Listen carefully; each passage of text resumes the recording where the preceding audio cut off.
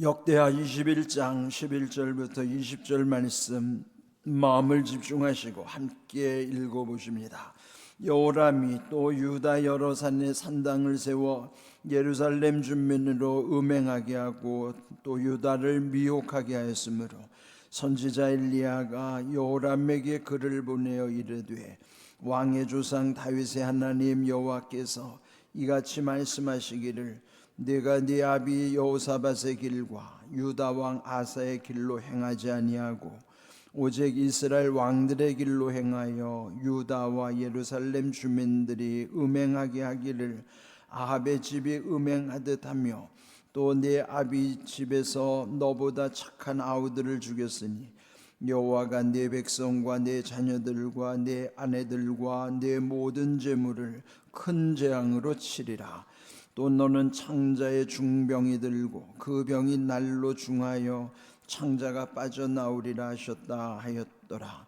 여호와께서 블레셋 사람들과 구스에서 가까운 아라비아 사람들의 마음을 격동시키사 여호람을 치게 하셨으므로 그들이 올라와서 유다를 침략하여 왕궁의 모든 재물과 그의 아들들과 아내들을 탈취하였으므로 막내 아들 여호아하스 외에는 하나들도 남지 아니하였더라.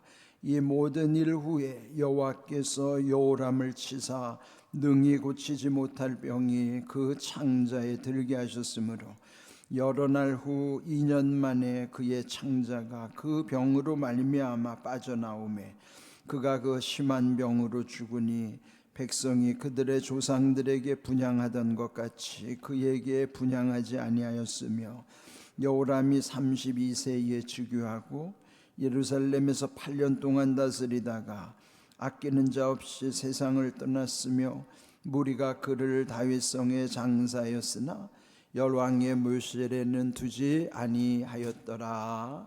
아멘. 우리의 자녀들과의 관계에 있어서 지금 내가 사는 것보다는 자녀들이 더 잘 되기를 부모는 누구나 다 원할 것입니다. 또 자식을 누군가가 그 자식을 칭찬할 때에 야 너는 아버지보다 낫다 그러면 그 말이 참 듣기 좋죠.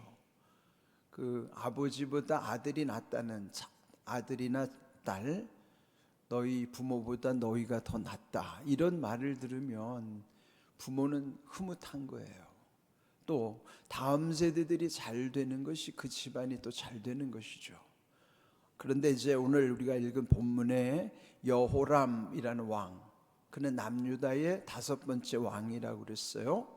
그런데 그 아버지 4번째 왕이었던 여호사밧은 하나님의 말씀대로 살았고 그래서 또 하나님의 은혜를 많이 누렸던 왕이었습니다. 그에 반하여 아들 여호람은 아주 악한 왕이었다고 그러죠.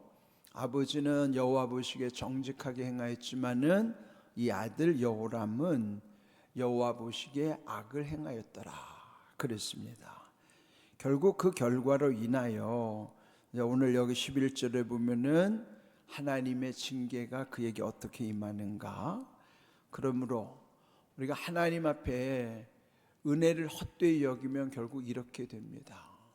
우리는 늘 하나님의 은혜를 귀히 여기고 또 하나님과의 친밀한 관계를 통해서 주시는 은혜와 복을 또 늘 경험할 뿐만 아니라 또 주변 사람들에게도 간증하는 것 그리고 모두가 함께 누리게 하시는 것이 하나님의 뜻이라 하는 것이죠.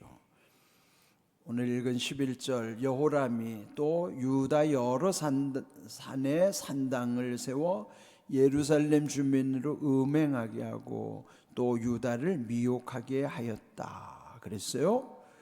아버지 때 그 여호사밧 왕은 우상 척결하는 데 힘을 썼어요.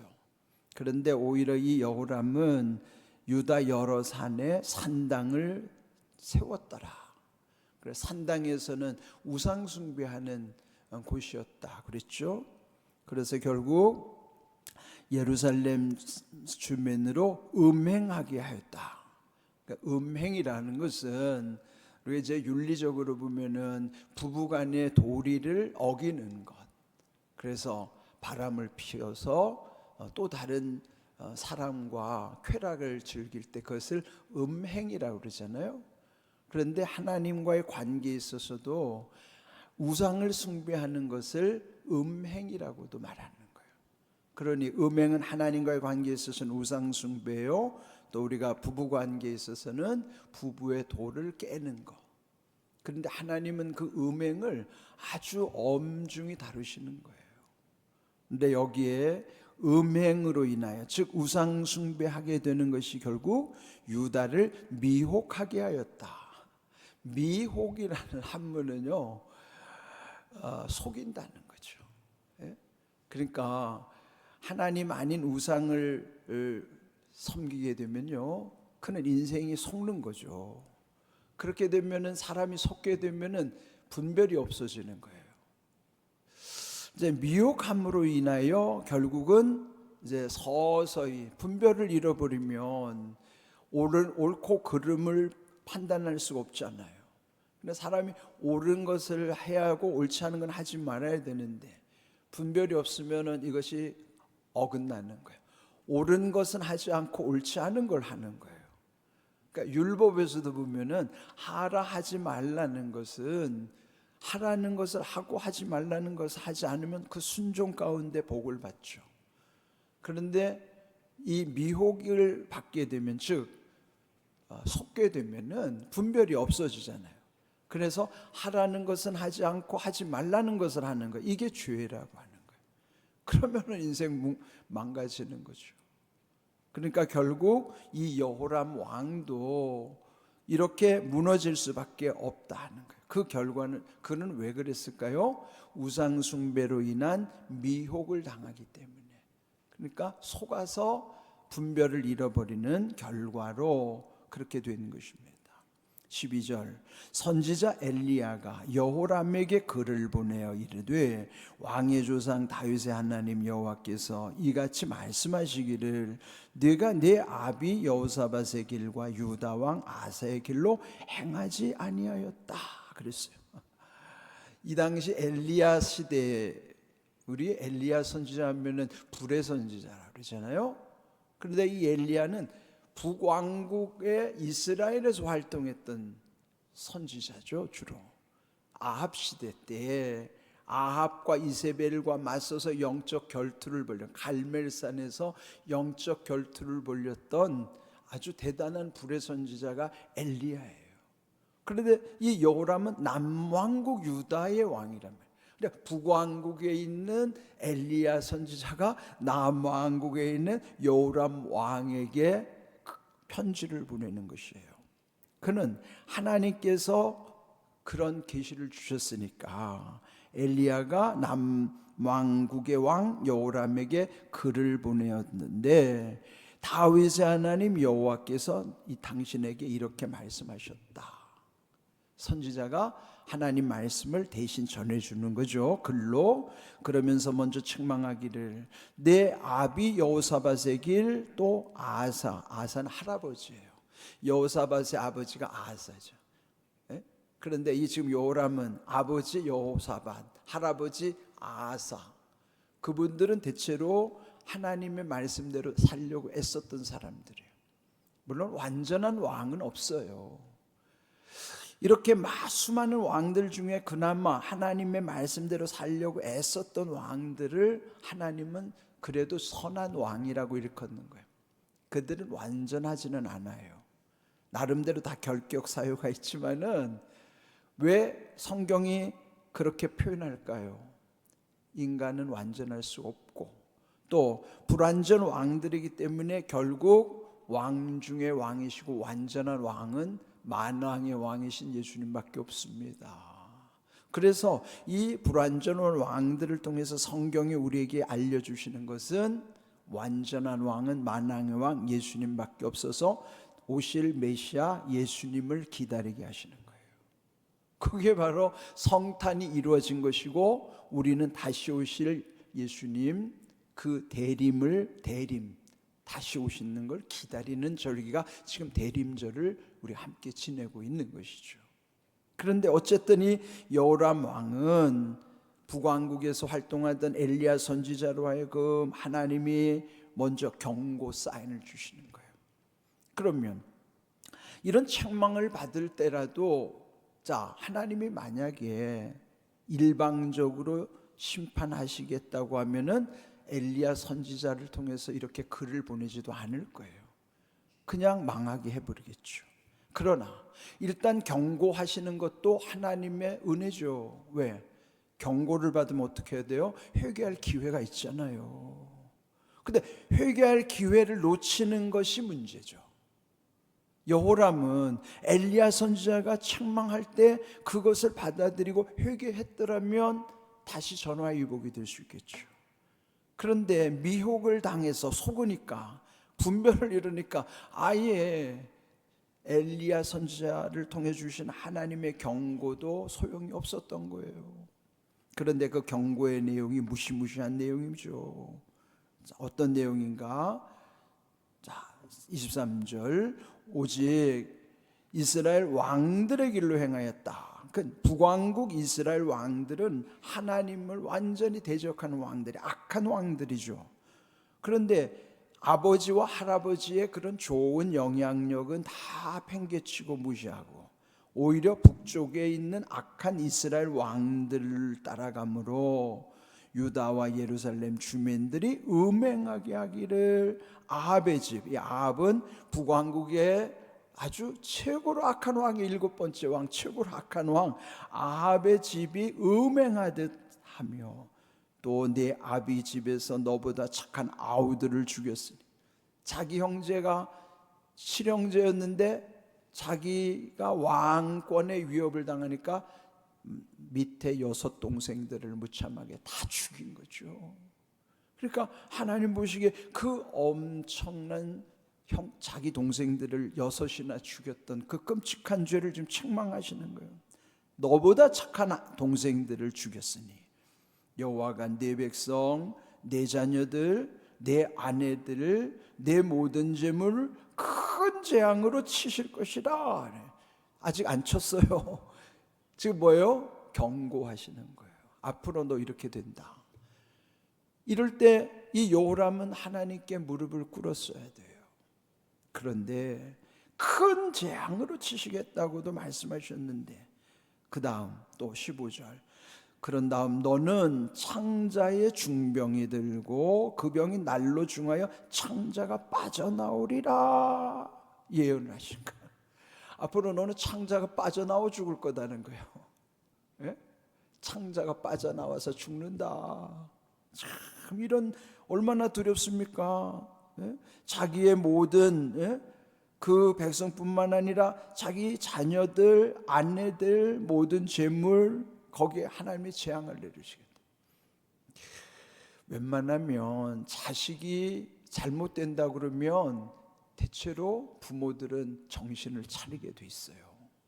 그런데 자기 자식들도 망한다고 하는데도 아랑곳하지 않고 결국은 이 마지막 경고도 결국 소용이 없었습니다. 그래서 16절, 결국 여호와께서 블레셋 사람들 뿐만 아니라 구스에서 가까운 아라비아 사람들을 마음을 격동시키셔서 여호람을 치게 하셨다 그랬어요. 오늘 제목, 마음을 격동시키사. 격동이란 말이 한문이라 어렵죠. 이 격이라는 게 급하게 일어나고 강하게 일어나는 게 격이에요. 격동이라는 게 급하면서도 강한 자극 가운데 움직이는 것을 격동이라고 하는 거예요. 그럼 우리가 흔히 일상에서 경험하는 거면 마음에 충동이 일어나잖아요. 그죠? 충동은 가끔씩 오잖아요. 그 충동이 갑자기 와요. 그런데 그 충동이 급하고도 강하게 일어나는 것을 격동이라고 하는 거예요. 충동이 급하고 강하게 일어나는. 그런데 하나님이 지금 심판하시겠다고 하면서 그 주변의 나라들의 그 적들의 마음을 격동시키는 거예요. 그러니까 어떻게 해요? 즉시로 행동하는 거죠. 왜요? 하나님은 지금 심판하는 것이에요. 이런 격동, 충동이라는 것은요, 하나님이 심판할 때만 일어나는 게 아닙니다. 마귀가 우리를 격동시킬 때도 있어요. 네? 우리의 마음을.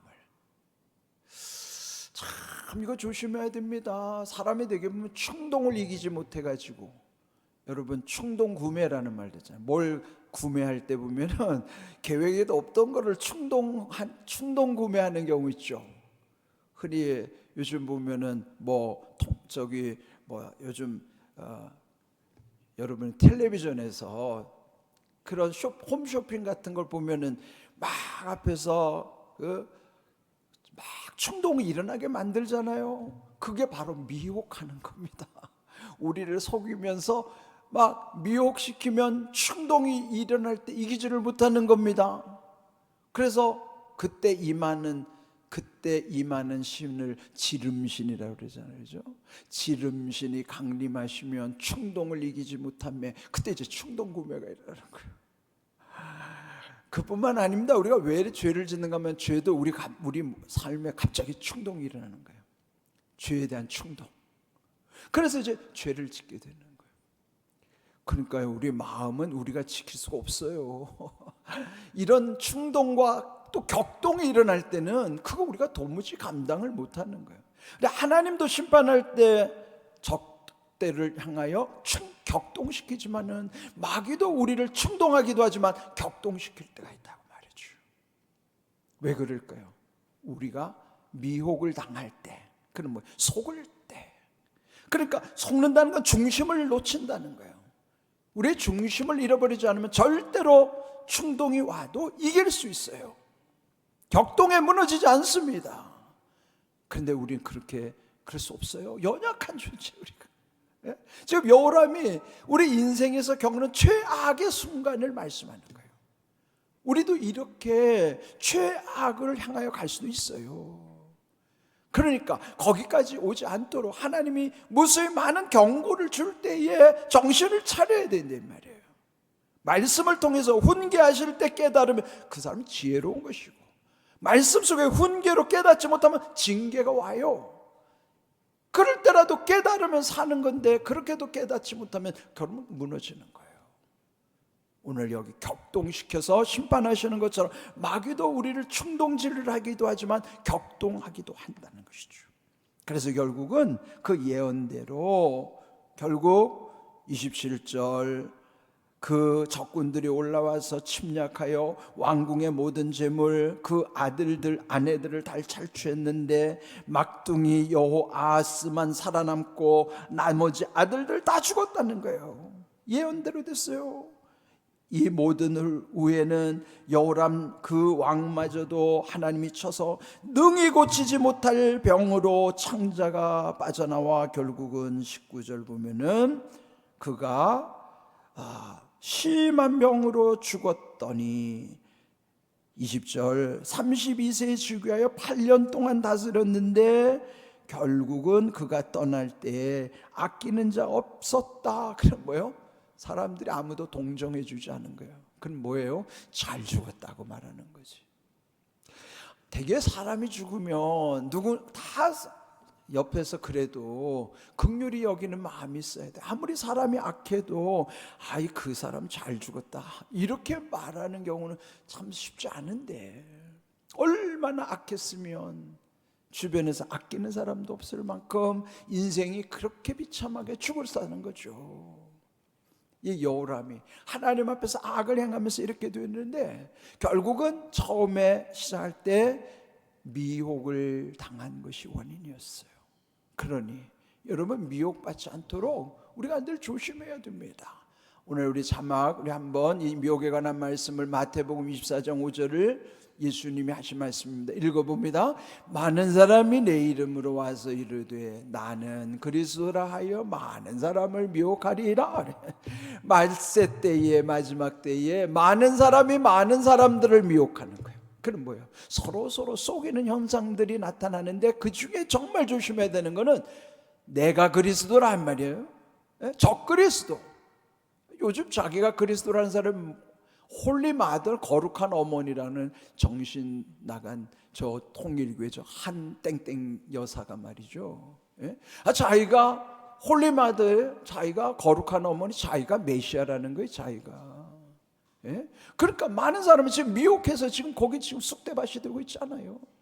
일본에서도 그렇고 우리나라에서도 그렇고 지금 통일권이 이제 문 닫을 날이 가까이 오고 있어요. 예? 그러니까 지금 이런 상황이에요. 무슨 신천지 뭐 하나님의 교회 뭐 어쩌고 할 것이 우리 주변에 이런 자기가 그리스도라고 많은 사람을 미혹해 하는 게 한둘이 아니에요. 많은 사람이 많은 사람들을 미혹하는 거예요. 속이는 현상이 마지막 때 조심하라는 거예요. 자, 또 한번 자막을 보겠습니다. 자, 읽습니다. 오직 각 사람이 시험을 받는 것은 자기 욕심에 끌려 미혹됩니다. 왜 미혹된다고요? 욕심 때문에 그래요. 욕심. 그러니까 여러분, 우리 안에 욕심을 이기는 건 내 힘으로 안 되는 겁니다. 중심을 지키는 건 주님 안에 있을 때만이, 주님이 내 안에 계시고 내가 주님 안에 있을 때만이, 내가 그리스도로 옷 입은 자로 살아갈 때만이 그 거룩함의 능력으로 세상의 온갖 죄와 유혹을 이길 뿐만 아니라 세상을 감당할 수 있는 지혜도 능력도 거기로부터 임하는 줄로 믿습니다. 오늘 주신 말씀, 이 격동의 문제가 미혹으로부터 온다는 것, 그것은 욕심에 끌리는 것이고 마지막 때는 많은 사람들이 많은 사람들을 미혹하는 시대라는 것. 그래서 정신 차려야 됩니다. 우리가 영적으로 늘 깨어 있어서 하나님의 은혜 안에서 모든 일을 온전히 감당할 수 있기를 주님의 이름으로 축복합니다. 아멘.